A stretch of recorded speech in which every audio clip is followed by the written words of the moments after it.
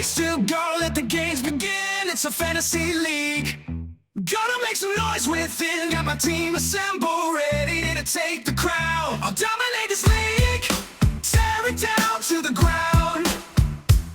I've got my strikers up top, ready to score the goals. Midfield maestro in the show, control the flow. Defensive wall standing tall, won't let them through. Goalkeeper with the gloves, gonna save me too. 38 weeks to go, gonna rule this game. I'm the boss here, I'll take fame with my fantasy team. Gonna rise to the top, no one can stop me. Gonna make them drop. Hello everybody and welcome to 38 Weeks Ago, your weekly podcast about fantasy football. For those who do not know me, my name is Nash and I will be your host. This season will be a little bit different in that 38 Weeks to Go has a partner, Arena One. This partnership sees the two leagues merge, prize money, which we did not have before, of 20,000 shillings. We see this partnership as a boon to the podcast and to Arena One, and we hope that everybody will enjoy this collaboration. So, after a few months without Premier League football, is everybody ready? I know we had the Euros, we had the Olympics, and that football was great. But it's just not EPL and it's just not fantasy. There's just something about fantasy that just adds a little bit of spice to football. And I, for one, I am really happy that football is back. So a new season means new surprises. New teams are promoted, managers have gone, new managers have come. So that makes it a bit confusing to know what's really going to happen. I mean, Brighton, you have West Ham, you have Chelsea. Oh goodness, we have Chelsea. Chelsea have pretty much a new everything. New coach, new players, I don't even know what to expect from Chelsea this season. Anyway, FPL also has new rules. So, let's go over them. The first one, which is going to be very interesting for planning, is instead of 2 free transfers, we now have 5. Meaning that if you forget to make your team for over 3 weeks, you will still have an additional free transfer. If for whatever reason you want to save up free transfers, the maximum is now 5. Another slightly important change, which I really, really love, is that you know how when you use your wild card or when you use your free transfer, you lose the transfers that you have saved. Well, fear no more. You will retain those transfers. So imagine if you had saved 4 transfers and then you use your wildcard for whatever reason, you will still have those 4 transfers, or 5, or 3, or 2. Whatever the number is, you will still have them. And that's amazing. They have added a new chip. It's called the mystery chip. And we do not know what that is, but it will be active in January. There is an update to the pitch design as well. So when you're creating your team, you'll see that things look a little bit different. So they've used the FPL challenge to improve the team design and how it looks so that it offers more information when you're making a transfer or a substitution. Another change is if your goalkeeper scores, that is now worth 10 points. Before it was 6. The bonus point system has changed and it might be too technical to talk over it, but I will link an article in the show notes so that you can go over it and look at the show notes and the bonus points and see how it has changed. Like for example, they say saving a penalty will be reduced from 15 to 9 bonus points. Goalkeepers and defenders conceding a goal will be worth -4 bonus points. A goal line clearance will be worth 3 bonus points. A foul won will be worth 1 bonus points. A shot on target will be worth 2 bonus points. So when you look at this, it means that, well, if you have a guy who keeps a clean sheet, that is good. A defender who clears the ball off the line will be good.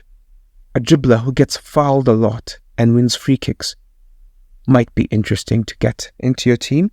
So the Dokus of the world will be helpful. Somebody who's accurate, Haaland, all of these small technical things have different bonus point system allocations.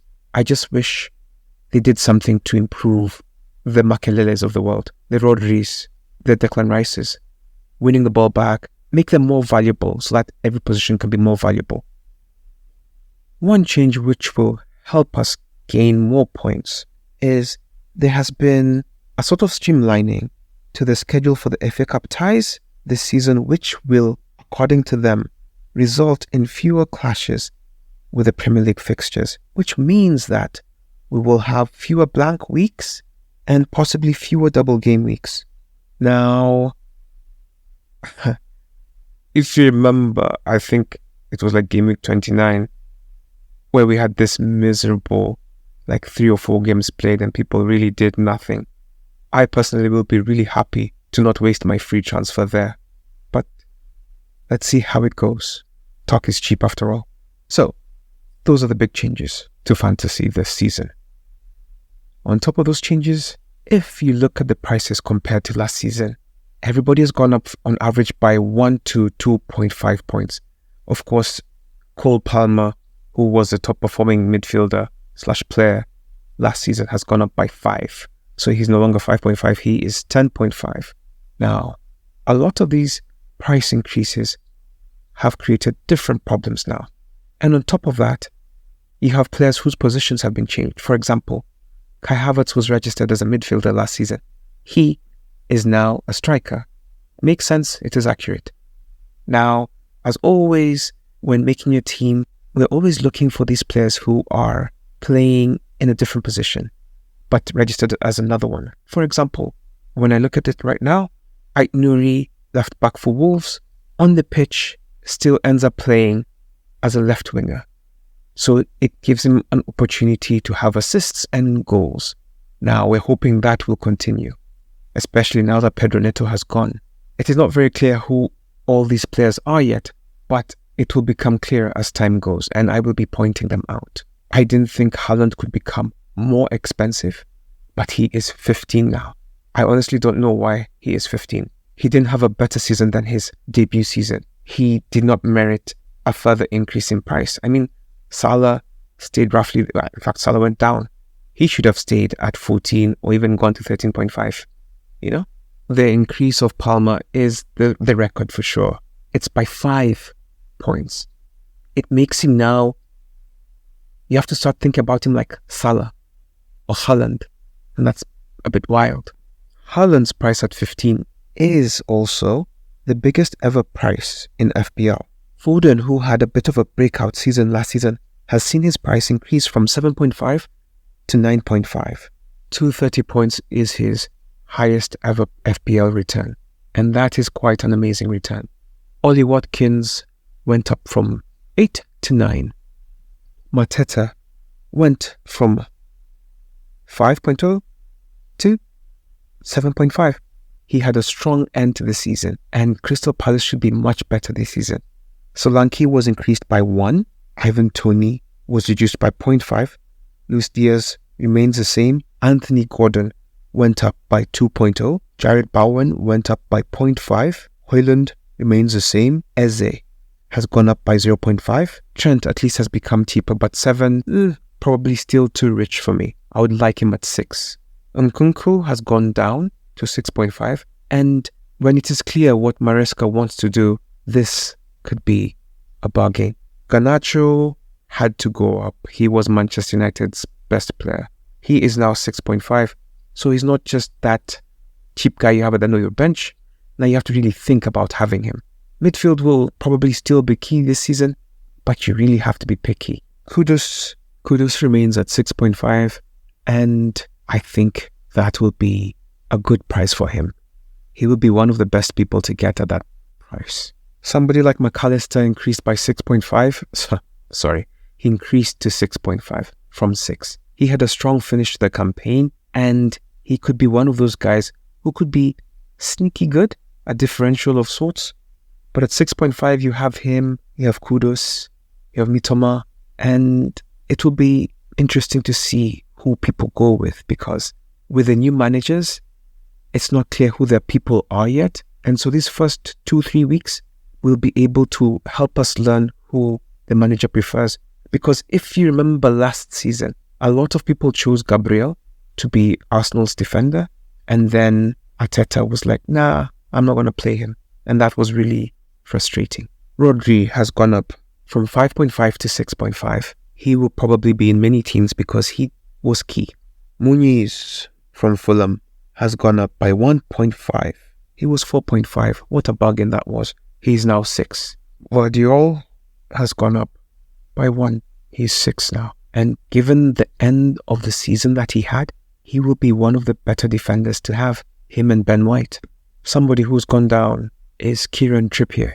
Of course, as you know, he was mostly injured and Newcastle's defense was in shambles. Europe really had Brighton and Newcastle. So even as you choose an Aston Villa defender this year, be careful. Europe has a way of really playing with people. Now, I've just gone over a few of the popular changes in price of people that were common last season. Now, I want to discuss approach to making your teams.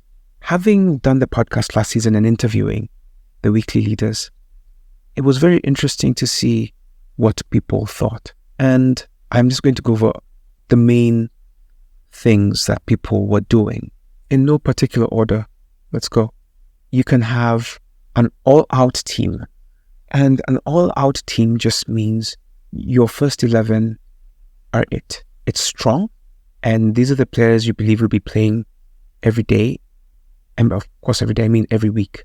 And these are the guys you trust. Your bench is just full of subs. 4.5s, people who may or may not play, but you are not looking towards your bench to save you. Your starting lineup is a be-all and all of your approach. The advantage of that is you never have to really think about how your team will start because your players are all good. And the players on your bench are so weak that you can't think about bringing them on. The alternative to that is the balanced approach, which is what I used last season, where you have a very good first team, but you have good players off the bench to allow for rotation and to sort of save your subs. And it allows you to pick and choose your team according to fixtures. Now, for those who will be listening for the first time, the problem with this approach is depending on how you go. I ended up having a situation where Palmer, whenever I would start him, he would get 2. I put him on my bench, he gets 10.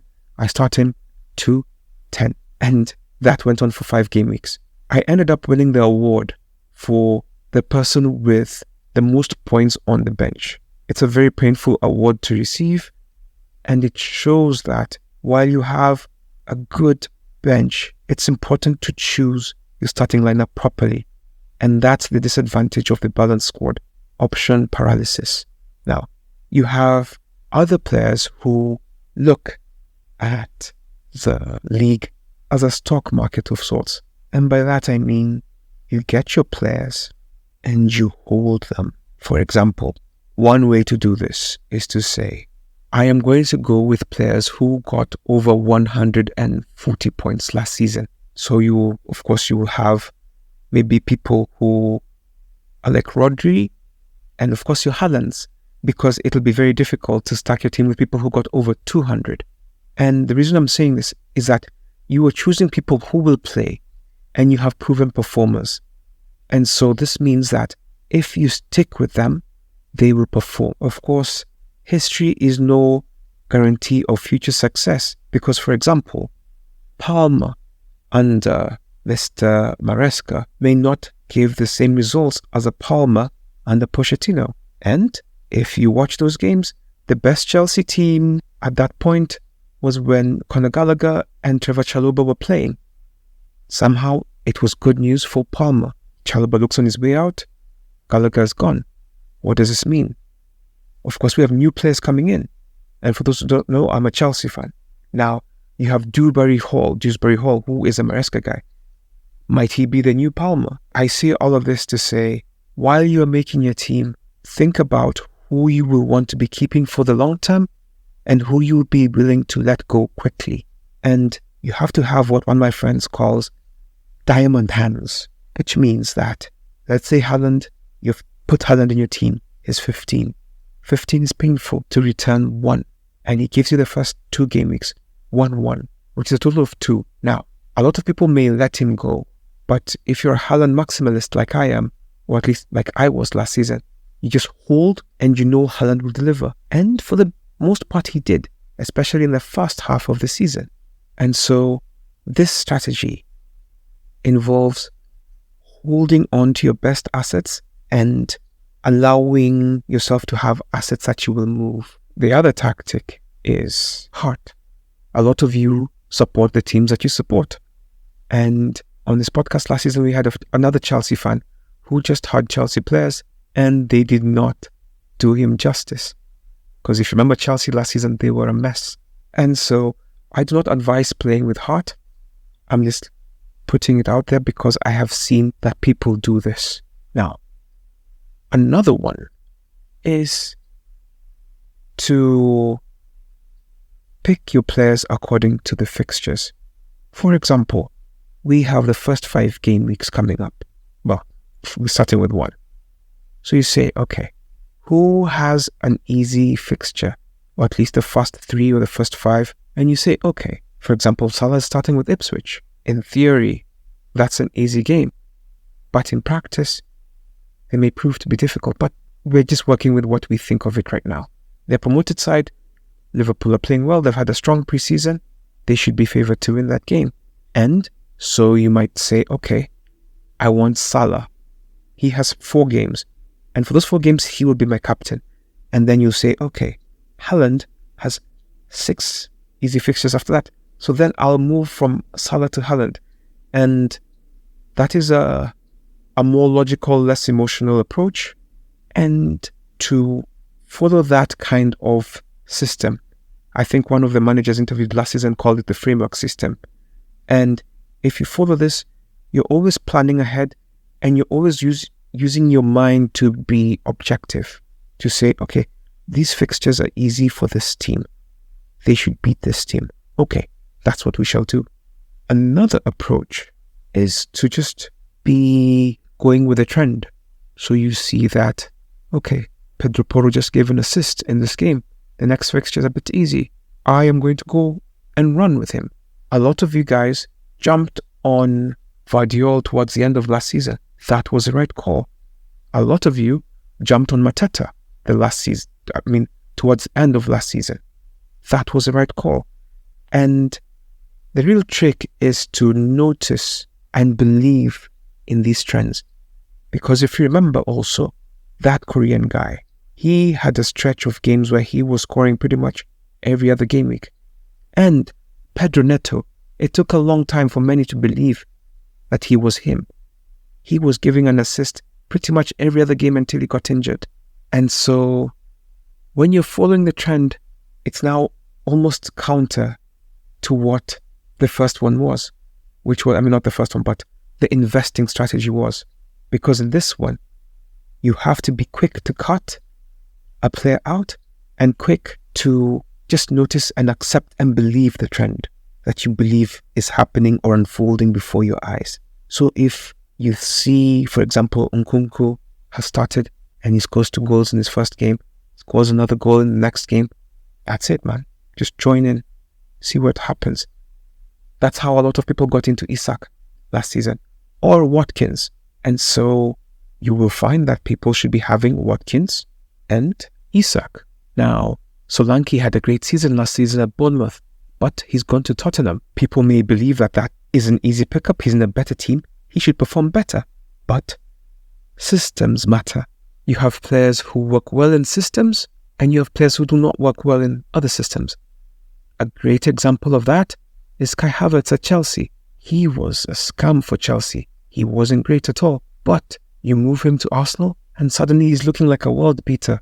It's very important to accept these things as they unfold in front of you. You will find that Rashford had a horrible season last season. The season before that, he was amazing. The season before that, he was trash. You might find that this season might be another breakout season. The odds are not high, but it is possible given that he's been on and off, and he's at a 6.5 price. So if he begins to perform, just accept it and just ride that wave. Now, one of the interesting things is that we live in an age with so much data available, and I will do my best to give you as much as I can get. But having said that, it is fine to combine information from here and from other resources. Watch games, trust your gut. You will find that you will begin to improve. The most important thing in these things is also to just not give up and just to try and learn as you are going, because it's very easy to be disheartened, especially when you didn't choose Haaland and then he scores 4 goals and somebody triple captained him. That will happen. Now, just keep going. Take it 1 week at a time. Keep planning. Be kind to yourself, and do not look at this as a personal attack. Just look at this as a learning experience. That's why this is a game. If we all knew the answers, we would all finish with the same exact point, but we don't. We're all just making our best guesstimations, and we're trying to be as accurate as we can be for people who do not know too much. So don't be too hard on yourselves. Another strategy which I do not recommend, that was championed by one of our weekly leaders, was taking hits to fulfill your goals. Do not be afraid to lose points to get to where you want to be. No risk, no reward. Now, he did not win the league. He was not in the top 5, so it's not a great strategy. But there was a period of time it really helped him jump up the table. And as you're going to be processing what you're hearing, one of the things that will make sense is marrying a bit of everything. In this period, do this. In another period, do that. And it all adds up. Now, the next bit of advice is different when talking about team building. This approach is, do not be rushed into decision making. Do not lose points unnecessarily. Now, last season, Doku scored 5 goals, got like 40 points.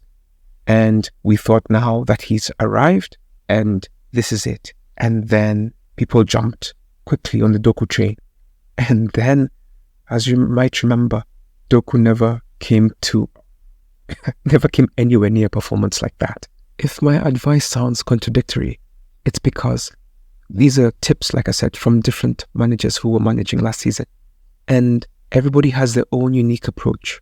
Another approach is look at number 1 from last season. See how they start. Model your team after theirs.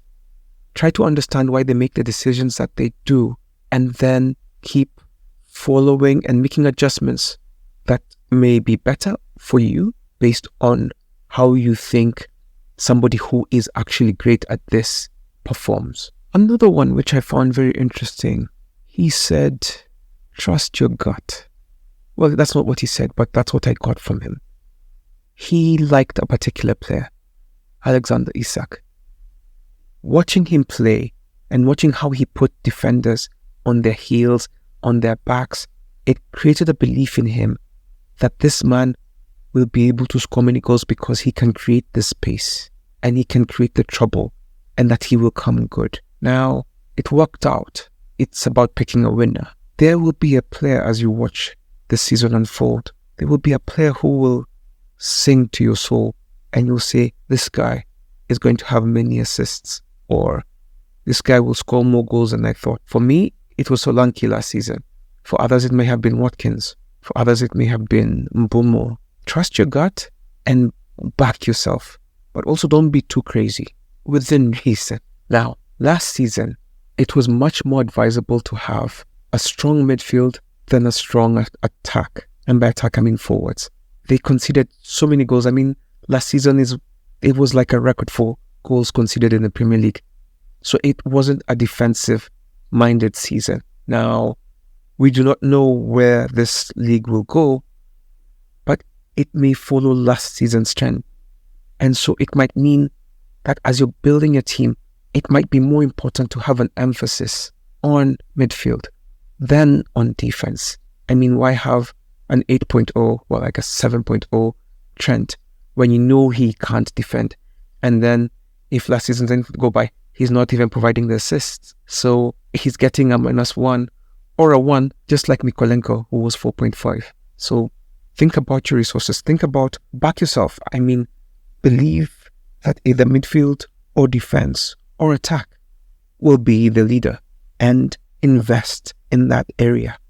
And then as the season progresses, if you're proved wrong, for example, if suddenly Manchester City can keep a clean sheet, you're like, oh, maybe I should get Vardiol. Or, for example, you may start this season with 3 Arsenal defenders. You may decide you're having Raya, Saliba, Ben White, and you're not even bothering with on the offense. And then you find that Arsenal can't keep a clean sheet. Now they're like Man City last season.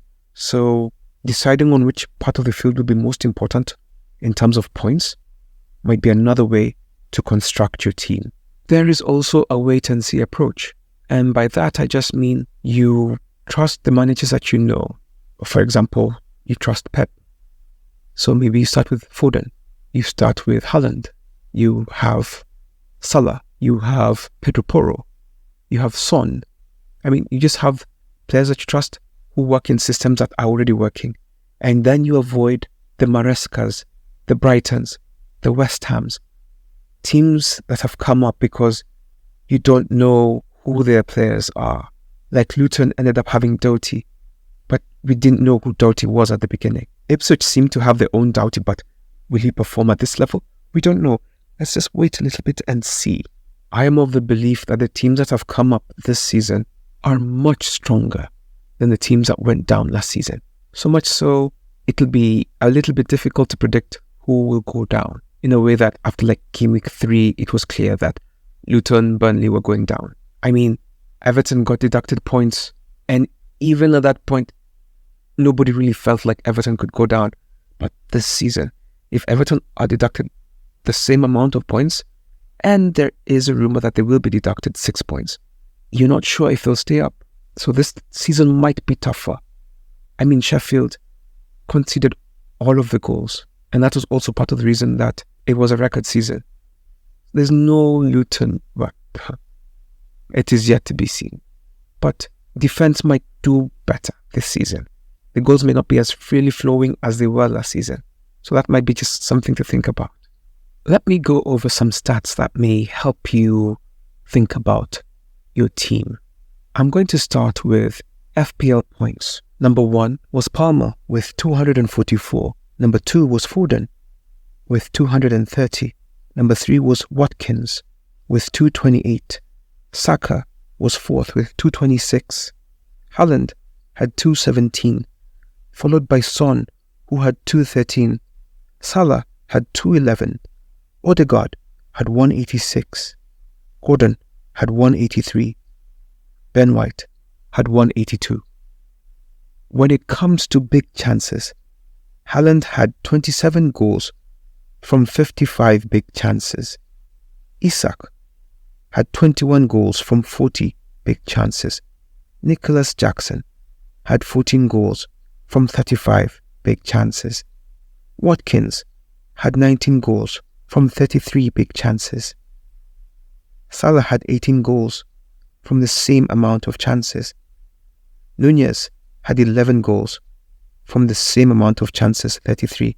So you can see he was not good. He could improve, but he was not good last season. Solanke had 19 goals from 28 big chances. Havertz had 13 goals from 24 big chances. Wood had 14 goals from 23 big chances. And Palmer had 12 from 22. When it comes to shots, Haaland had the most shots on target with 57, followed by Saka with 54. Solanke had 37. Palmer had 46. Nunez had 46 as well. Saka had 37 shots on target. Watkins had 47 shots on target. Foden had 48 shots on target. Garnacho had 27. And Alvarez had 39. But Alvarez has gone, so that doesn't matter anymore. When it comes to shot in the box, Haaland was the top again, with 114 shots in the box. followed by Salah, who had 92 shots in the box. Solanke had 97 shots in the box. Palmer had 52. Nunez had 83. Saka had 80. Watkins had 96. Foden had 59. Garnacho had 81. And Alvarez had 62. When it comes to chances created, Fernandes created 114 chances. Big chances were 21. He had 9 assists. Gross had 103 chances created, 11 big ones, and 11 assists. Odegaard had 102 chances created, 17 big chances, and 11 assists. Saka had 91 chances created, 16 big ones, and 13 assists. Pereira from Fulham had 84 chances created. He created 9 big chances, and he ended up with 9 assists. Morgan Gibbs-White had 74 chances created, 16 big chances, and 12 assists. Foden had 73 chances created, 10 big chances, and 8 assists. Palmer had 72 chances created, 17 big chances, and 13 assists. Hammer had 70 chances created, 10 big chances, and 7 assists. And Doughty, 70 chances created, 10 big chances, and 10 assists. So it is very clear from this that Fernandes created the biggest chances, but he had poor finishes.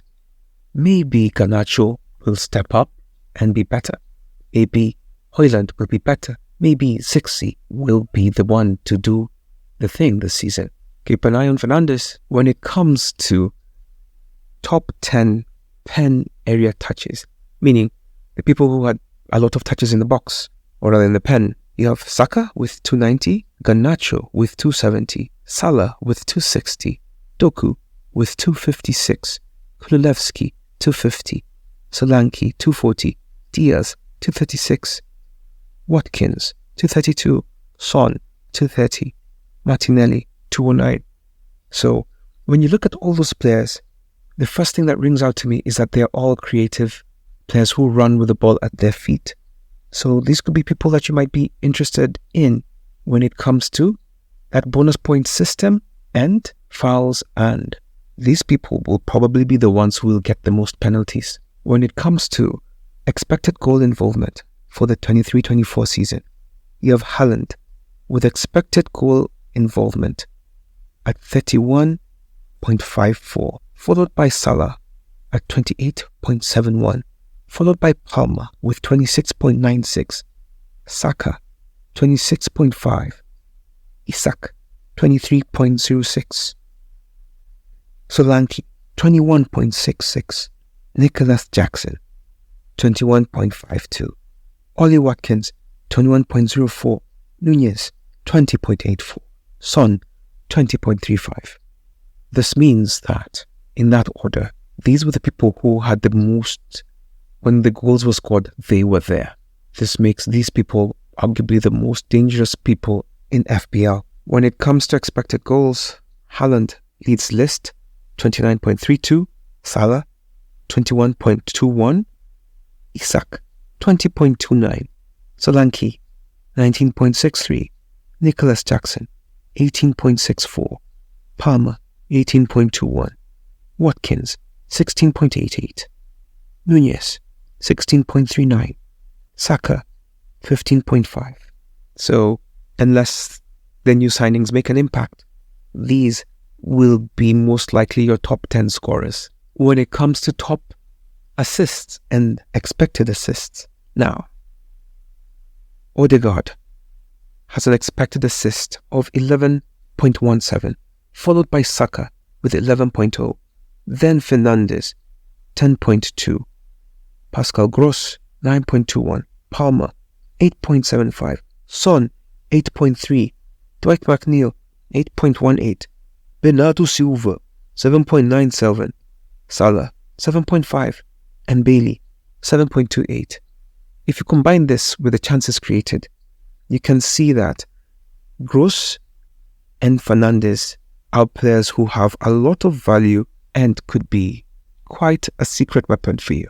The top attacking teams last season were Manchester City, 96 goals, followed by Arsenal and then Liverpool. When it comes to expected goals, Liverpool were expected to score more. They had 89.4, followed by City, who were 81.9, and then Arsenal and Newcastle tied at 77.4.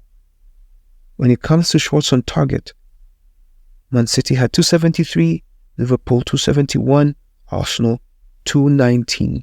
When it comes to big chances created, Newcastle had 134, followed by Liverpool with 130, and Chelsea and Man City were tied with 124.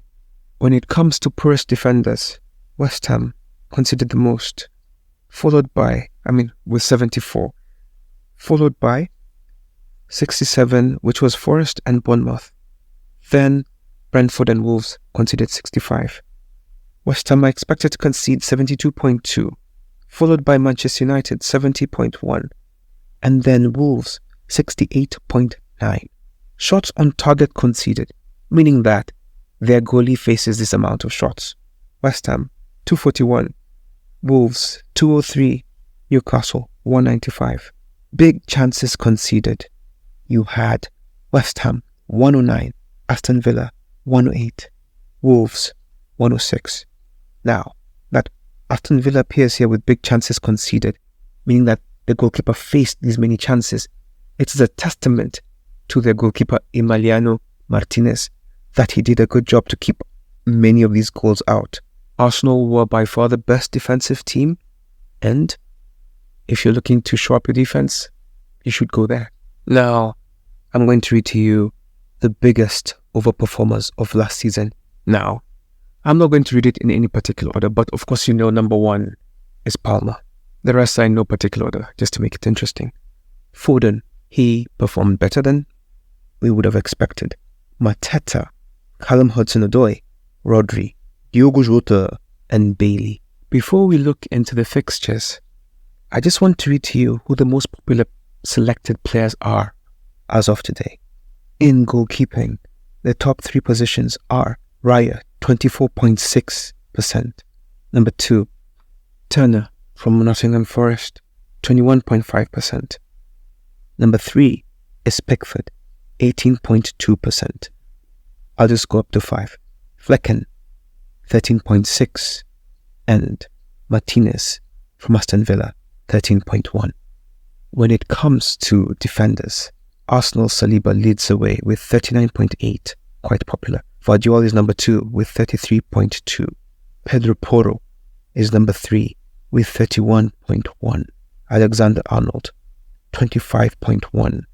And then Anderson from Crystal Palace, 22.4%. I hadn't really considered him, but maybe I should now. And if you're looking for a cheap defender, Barco from Brighton is heavily considered. He's 4.0. He is chosen by 17.8. And a guy from Southampton called Howard Bellis, 4.0. 12.3 have chosen him as well. When it comes to midfielders, 43.2% are continuing in the belief of Mr. Cole Palmer. That is quite impressive. Mo Salah is number 2 with 35.2%. Number 3 is Eze, who has been chosen by 33.4%. It will be very interesting to see how he fares on without Olise. Number 4 is Gordon from Newcastle. Number 5 is Saka with 27.3%. Number 6 is Foden with 23.0%. And at number 7 is a surprise. It is Nkunku. 17.4% of people have chosen him. When it comes to forwards, you may be surprised that Haaland is in number 1. It is actually Isak. 56.2 people have chosen him. Over 50%, over half of fantasy managers across the globe have chosen Isak to be the number 1 striker. Number 2 is Haaland, who has been chosen by 45.4%. Watkins is number 3, chosen by 44.5% of the managers. Solanke is number 4, chosen by 22.2 managers percent. Number 5 is João Pedro, chosen by 17.5%. And then it's rounded off by Havertz, Toney, and Muniz. Now, on to a very important section. Game week 1. Game week 1 is upon us.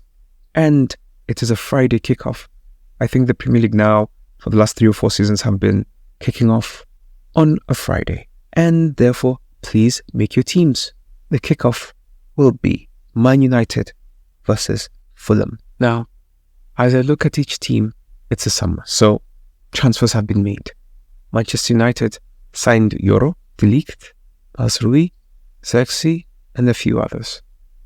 Now, I won't be going over all of the transfers that teams will be making, but I just want to say in advance that the new transfers will have an impact because they will change the system, or they may be the ones that benefit the most. So even as we've read all the stats that we have, please keep in mind that you have to sort of wait and see. Like, for example, Xerxes might be the one to benefit from all of these chances that Bruno Fernandes creates. Or maybe it's Højlund. This is his second season. We should keep a watch of the nuances that will be happening as the weeks progress. Fulham have brought in Sessegnon from Tottenham, Emil Smith-Rowe from Arsenal, and Cuenca from Villarreal. That should make the team a little bit more dynamic. How will they impact the Manchester United game? Who knows? The last time these two teams met, Fulham had Iwobi score in the 90th minute to win 2-1. In the last 5 encounters, Fulham have been beaten 4 times and they have won 1, which was the most recent encounter. Does this mean there is a shift in what will be happening in this fixture? Probably not.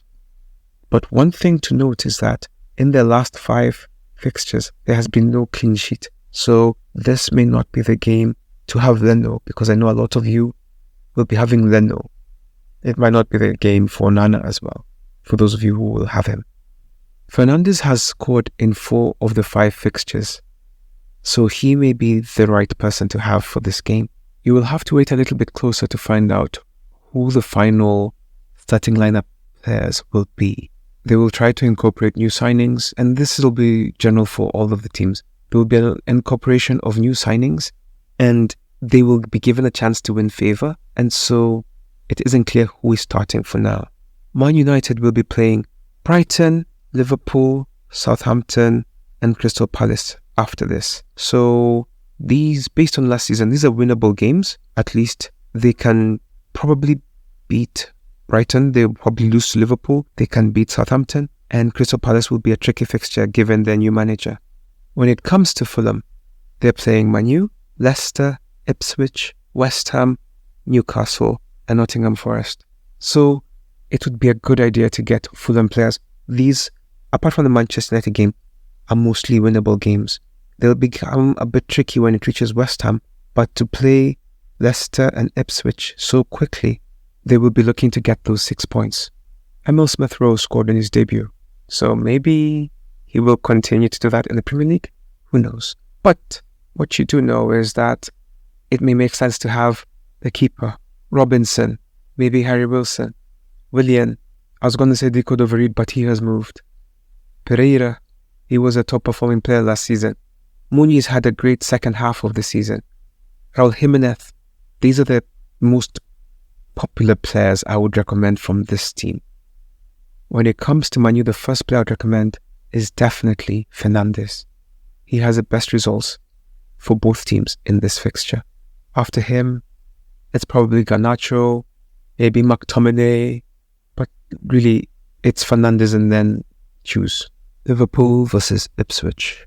Now, at this point, I'm not going to recommend Ipswich players. There's a guy called Davis who was a left back who had a great season last season, but until I see them play, I don't know who they are.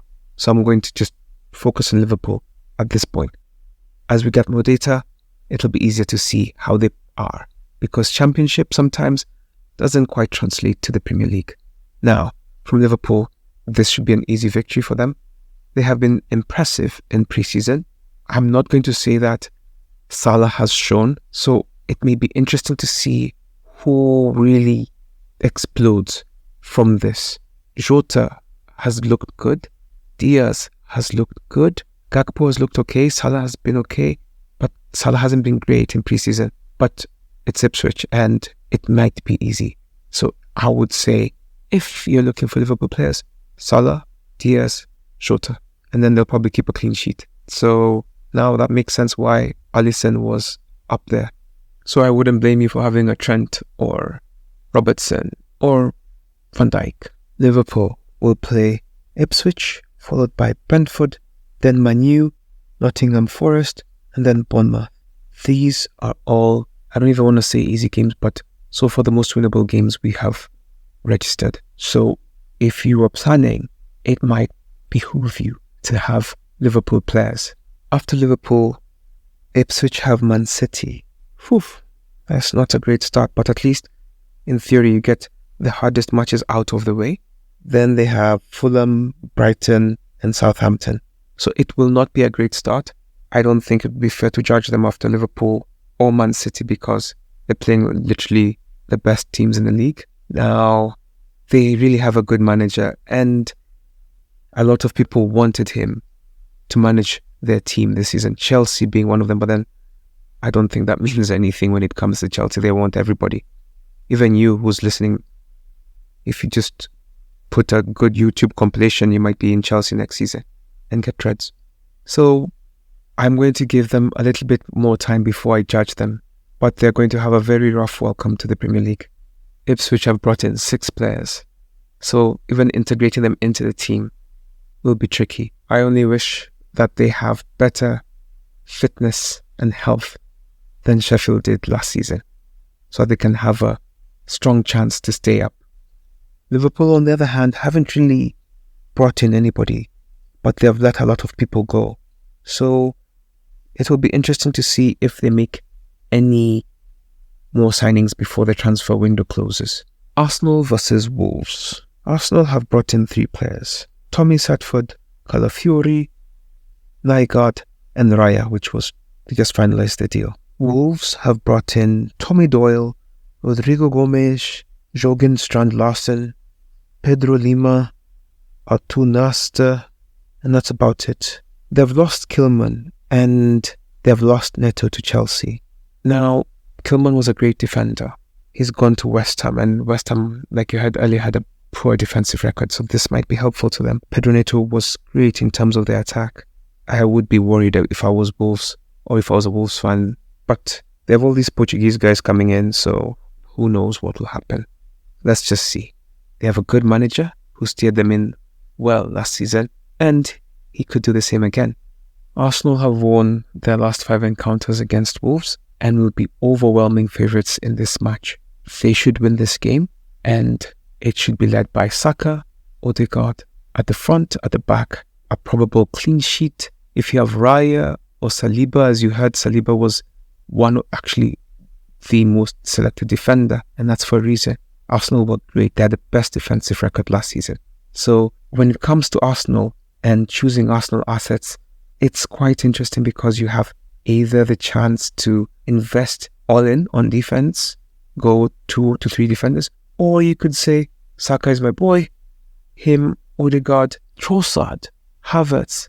There are very many key players for Arsenal. It's just a matter of trying to figure out who suits what you're looking for at your price point. But those would be the players I'd recommend. For Wolves, Cunha, Bellegarde, the Korean guy, Ait Nouri. Those are the people I'd recommend from this team. Arsenal play Wolves, Aston Villa, Brighton, Spurs, City. It's not exactly the easiest start to the season. These are potentially tricky fixtures. It might be even better to invest in their attack than their defense, just to start off, because Aston Villa gave them a hard time last season. Brighton are unpredictable. Spurs, it's a derby. The derby, anything can happen. And Man City is a tricky game. So those first 5 fixtures for Arsenal, I wouldn't be leaning heavily on Arsenal players, but they have been solid at the back. So these might all be draws. Wolves, on the other hand, after Arsenal, they have Chelsea, Forest, Newcastle, and Villa. These are more games at their level. The Chelsea game can really go either way. Chelsea's preseason has been not one to inspire many. They could beat Forest. Wolves could beat Newcastle and maybe lose to Aston Villa. So yeah, that's how those games look to me. When it comes to Everton versus Brighton, Everton was sneakily good at home last season, and they were really good defensively. They weren't great going forward, but they were hard to beat. They still have the same manager, so there's reason to be hopeful if you want to invest in Everton defenders. Everton have brought in about 6 players. They don't really have a standout name as I look at these names. They lost Onana, who was really, I wouldn't say big, but he was important in the midfield. And I'm sure within these people, someone will step up.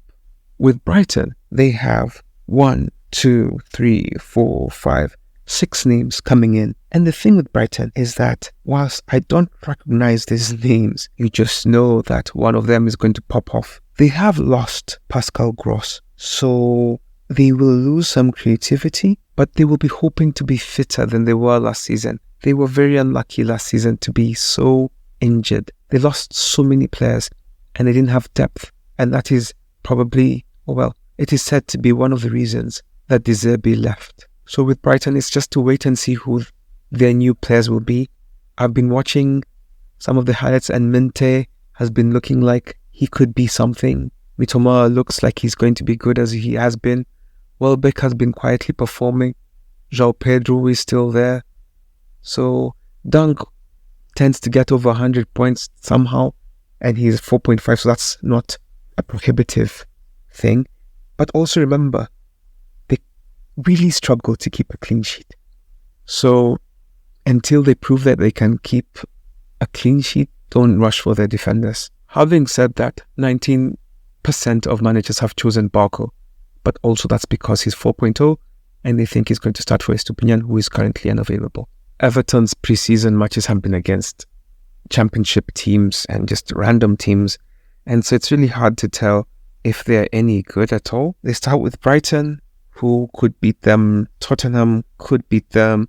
Bournemouth could beat them. Villa could beat them, and then they could beat Leicester. So it's not an encouraging proposition to be looking at Everton right now, but also it's a new season. Maybe something will click. Brighton have a bit of a harder start. They have, Everton, which will be okay. Then they have Man United. Then they have Arsenal. And then they have Ipswich and Nottingham Forest. So it starts hard and then becomes a bit easier. So I would encourage you to get Brighton players after the Arsenal game. In their last fixtures, Brighton have beaten them twice, drawn twice, and lost once.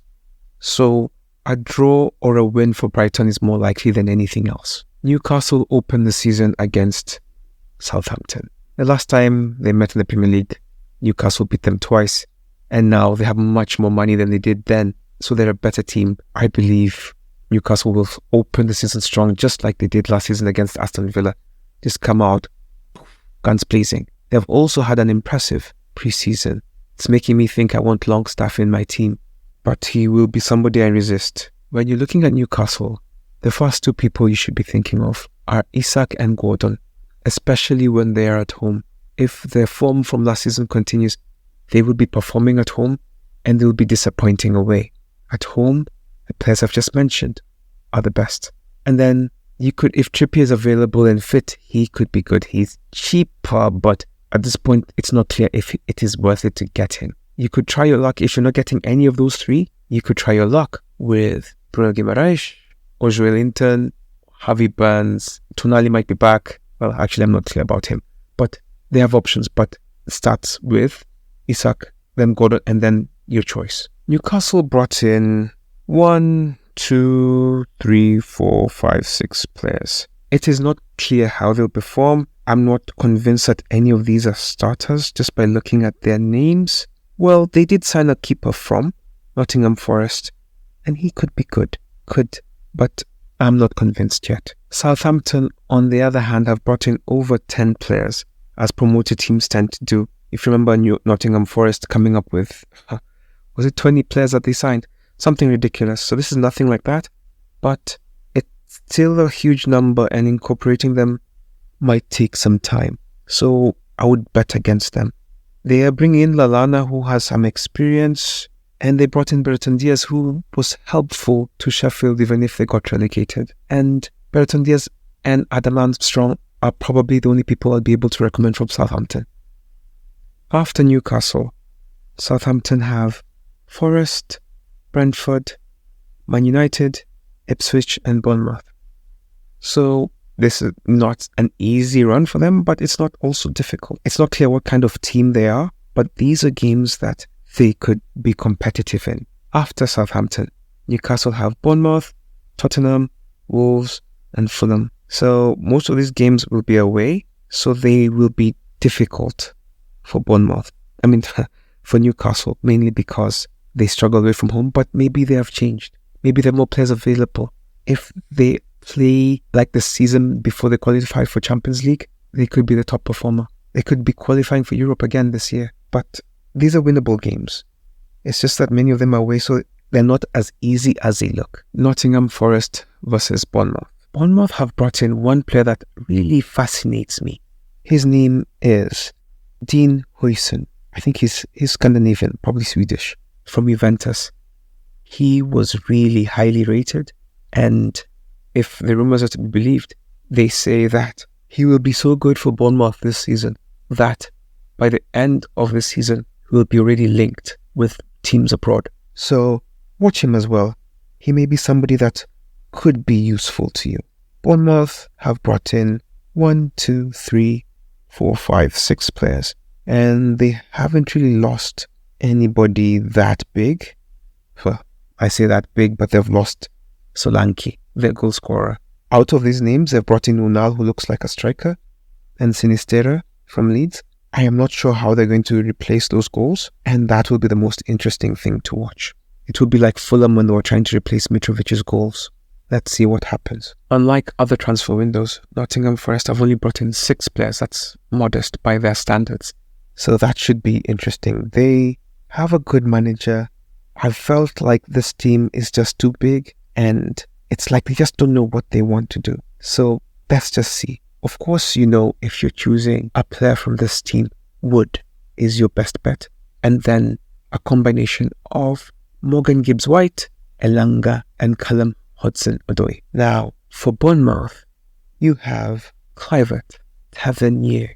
They signed Elliott from Newcastle. He could be interesting. Senesi was really good for them last season. He could be important. Christie could be important. With Bournemouth, they seem to have options.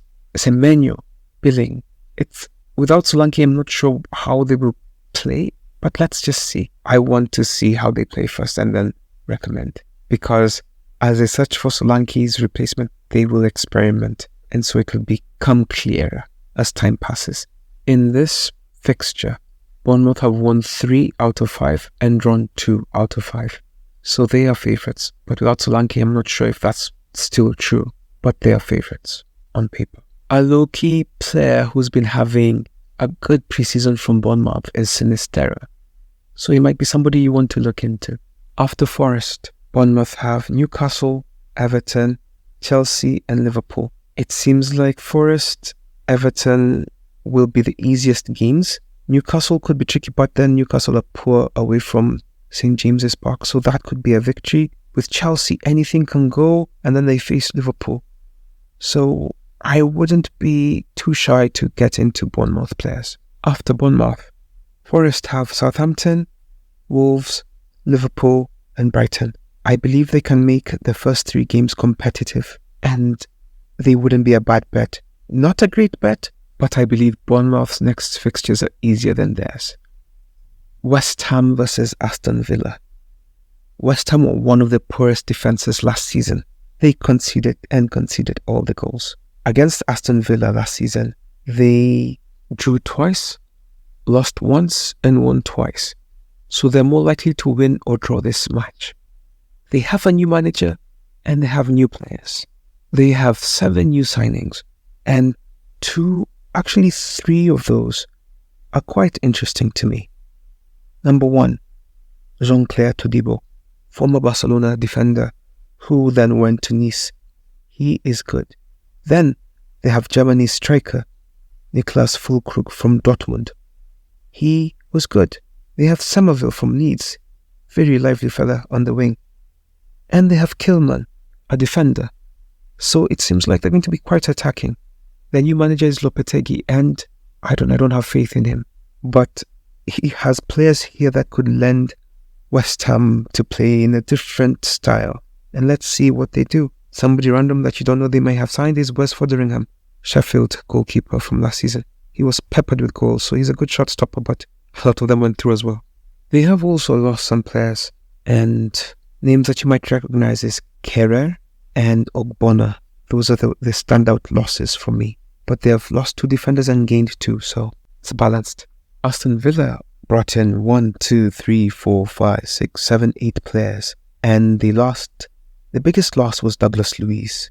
They lost him to Juventus. They replaced him with Onana. That was a good replacement.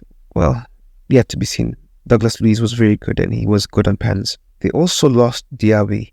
Now, they brought in Ross Barkley, and from Juventus they brought in Samuel Ealing Jr., who is a really good young player. They brought in Archer from Sheffield. So I know they're going to be trying to compete in Champions League, and Europe will be challenging, and we will see if these defenders, these signings, like they brought in Maatsen from Chelsea, who played in the Champions League final for Dortmund. They've brought in some players, and they're hoping that this will add to their depth. Let's see if this will be it, but I do not feel confident that they will be able to challenge everywhere. But Emery is a specialist, so let's just see what happens. After the Villa game, Villa, first of all, will be hoping to start better than they did last season. They don't want to be hammered by the Hammers. Palace, City, Fulham, Chelsea, Brentford. Depending on how they play, because I'm not sure of how Lopetegui plays, their preseason has been meh. So I am not sold on them, but let's just wait and see. I honestly don't like Lopetegui. I think he's a quitter and just not solid. Aston Villa, on the other hand, after West Ham play Arsenal, Leicester, Everton, Wolves. Apart from the Arsenal game, the rest are winnable, and they're at home. They were really good at home last season. They could really do the business. They could win all of these games. On Sunday, we will have 2 games, Brentford versus Crystal Palace and Chelsea versus Manchester City, which will be the marquee game of the weekend. While looking at Brentford versus Crystal Palace, it must be noted that there have been 4 draws and 1 victory for Crystal Palace. Crystal Palace, as you may remember, were much better since January. But before then, and that's actually when they got their victory, but before then, it was all draws. 1-1, 1-1, 1-1, 0-0, 0-0. So odds are saying that it may likely be a Crystal Palace victory or a draw in their favour. Brentford have only made 3 signings this season so far. Fabio Carvalho, Istone and Igor Thiago. They will have Tony from the beginning, and that might make a big difference in how they play and how they perform this season compared to last. In terms of players lost, they've lost Godos, Baptiste, Strakosha, and Neil Maupay has gone back, and also Reguilon, who had a good cameo towards the end of the season. Crystal Palace, they've brought in Ismail Assar, Shadi Riyad, Daichi Kamada, and Jemiah Umolu. They have lost the old man, Mr. Tompkins, for all of you old heads. Then Riedewald, the biggest loss is Olise. They have signed Sarr, and I'm sure that might be the man they will be hoping will be the one to fill in the shoes that Olise has left. It will be interesting to see how the new dynamic of Crystal Palace is, because they were heavily dependent on the availability of both Olise and Eze to be effective. They were very productive when they were together. Now with one of them, let's see who steps up to help. They're very lucky in that Zaha left and Zaha was replaced by Eze and Olise, and now Olise is gone. It might be Ayew, it might be Sarr. It should be fun to see. If you're looking for Brentford players, it will be a bit tricky at the front, because now that Wissa finished strong last season, Wissa and Tony will be competing for that spot. Then you have Mbeumo. So you have Tony, Mbeumo, Wissa.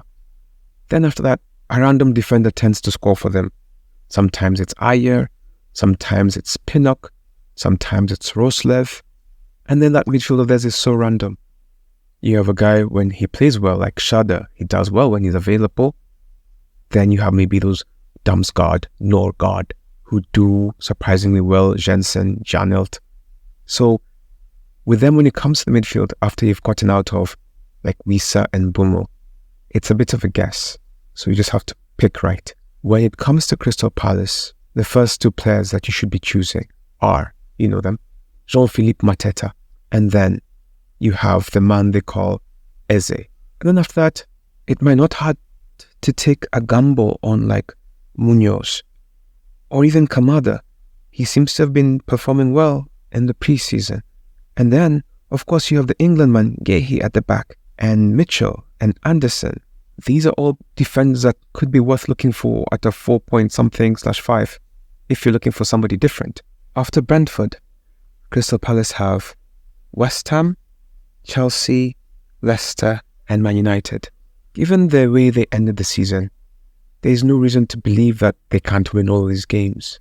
We might have to wait and see how much the Olise loss has impacted them, but they should still be a competitive, good team. After Crystal Palace, Brentford have Liverpool, Southampton, City, Tottenham. So their difficulty rises. Their fixtures are much more tougher than Crystal Palace's. So I would discourage you from getting into their fixtures right now. Manchester City versus Chelsea. Man City have won 3, drawn 2. So the odds are tipped in their favour. Nobody needs any introduction to Man City. They are a strong team. They are the best in England. They have been for a long time. They show no signs of slowing down. They transition from one period of players to another. They're a well-run machine. If you're looking for their players, Haaland, Foden are your top 2. If you want to be fancy, you could then get a KDB, Bernardo Silva, Doku, maybe even Savio if you're a bit of a gambler. And at the back, Vardiol, Ederson. Ederson is the only player who doesn't get rotated, and that might be something to look into if you're trying to figure out who are the mainstays in this team. Man City's problem has always been one. Outside Haaland, it has been hard to know who will play. And Pep Roulette will continue this season. So just keep that in mind as you choose your players. City have lost Alvarez. They have brought in Savinho. We'll see if that will be enough. And they brought in somebody called Mika Hamilton, but just by that name, you know he's not going to be playing. And that shows that they have faith in their squad, or maybe there's going to be a late surprise before the transfer window closes. Chelsea is just a conveyor belt of players in and players out. Now, we signed Tosin Adarabioyo, Omari Kellyman, Mark Guiu, Chibueze, Dewsbury Hall, Vega, Caleb Wiley, Philip Jorgensen, Aaron Anselmino, Pedro Neto, on top of our already existing super deep squad. Now, last season, Chelsea's biggest problem was that people were injured all the time. It seems like Reece James is already injured as well, so don't really pick him. Hamstring complication. And that has been the story of Chelsea. It seems like they never really got going because they never really had their players. They just used to play whoever was available. If you remember, even Lavia didn't play last season. So he's like a new signing, even though he was signed last season. Nkunku barely played. So it's hard to know what to expect from this team. And it's very hard to recommend anybody outside Cole Palmer if you're getting a Chelsea player. And probably Dewsbury Hall. That's Maresca's signing. That's his guy. He performed well for him in the Championship, and he's hoping that this form will continue in his new team, probably in the same role. With Chelsea, it's hard to know who will play just because there's so many players. They really have to get rid of some of these guys. And so outside Palmer, a wait-and-see approach would be well advised. The final game of the week will be on Monday, and it will see Leicester, newly promoted Leicester, welcome back Leicester, face off against Tottenham. Ange Ball was a bit here and there last season. It should be quite a fascinating matchup. I think it will be an open game. Well, Leicester have a new manager since Maresca left them. So it will also be interesting to see how the new guy does it. Who's the new guy, you might ask? Steve Cooper, former Nottingham Forest manager. And in my mind, that makes them favourites for going down. I could be wrong. Leicester have let go of Albrighton, Iheanacho, Wright, and they lost Dewsbury Hall. They brought in De Cordova-Reid, Goulding, Fatawu, Okoli, and Buonanotte, a loan from Brighton. He got injured a lot last season, but if he has a fit season, he should be a great asset for them. Spurs have let go of Eric Dyer, Perisic, Sessegnon, Tanganga, Dombele, Rodon, Parrott, Santiago. Yeah, the rest you don't know. And in turn, they have brought in Archie Gray, Timo Werner, and Dominic Solanke. Now, I'm going to say something unrelated to this. Leeds have been selling a lot of players this summer. I am not confident that they can come up next season. Leeds may not be coming up. The last 5 times these people played against each other, Tottenham are overwhelming favourites and the scorelines were ridiculous. If history is to repeat itself, then Tottenham are going to hammer Leicester. But, of course, both teams have changed. And so, it isn't clear, but as a newly promoted team, it makes sense that they will struggle against, in theory, a top quality opposition. And they have Solanke now, so Tottenham might be better than they were last season. They might be more clinical up front. When it comes to choosing players from Spurs, you have Son, of course. If Maddison starts the season like he did last season, he will be a great buy.